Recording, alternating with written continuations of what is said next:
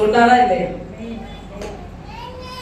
இப்ப இதெல்லாம் ஏன் சொல்றேன்னா, ஆபிரகாம் 100 வயசுல எப்படி விசுவாசித்தாரு அப்படின்னா, 80 வயசுல நீ மலை மேல ஏற முடியும் எப்படி விசுவாசிக்கணும் அப்படின்னா, அவர் வார்த்தையை கண்மூடித்தனமா நம்பணும்.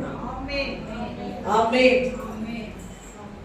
உன் வயசை நம்ப கூடாது, உன் பலத்தை நம்ப கூடாது, உன் ஞானத்தை நம்ப கூடாது. அவர் சொன்னார்ல, அவர் வார்த்தையை நம்பணும். ஆமென்.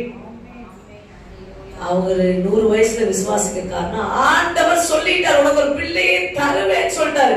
அங்க இருந்து கூட்டு வந்தாரு, கானான் தேசம் வரை கொண்டு வராரு பிள்ளையை. அவ கூட்டிட்டு வந்த தேவன் வார்த்தை மாறாதவரா இருக்கிறாருன்னா, பிள்ளைய தருவேன்னு சொன்னதுலயே அவர் வார்த்தை மாற மாட்டாரு. நல்லா கேட்டுக்கோங்க இந்த வசனம். அவன் சரீரம் செத்து போனதாயும் சாரருடைய கற்பம் செத்து போனதையும் என்னவே இல்லையா. அல்லேலூயா. ஆனா நீங்க என்ன என்றீங்க?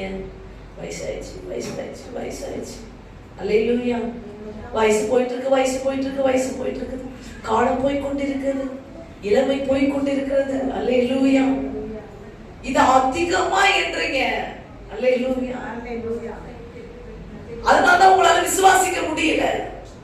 ஏன்னா உங்களுடைய சரீரத்தை என்றீங்க. ஆனா ஆபிரகாம் என்ன பண்றாரு? சரீரத்தை பத்தி என்னவே இல்லை. அவர் வார்த்தையின் வாழ்வில் நிறைவேறும் என்பதை மட்டும் அவர் விசுவாசித்தார். ஆமென். ஹல்லேலூயா.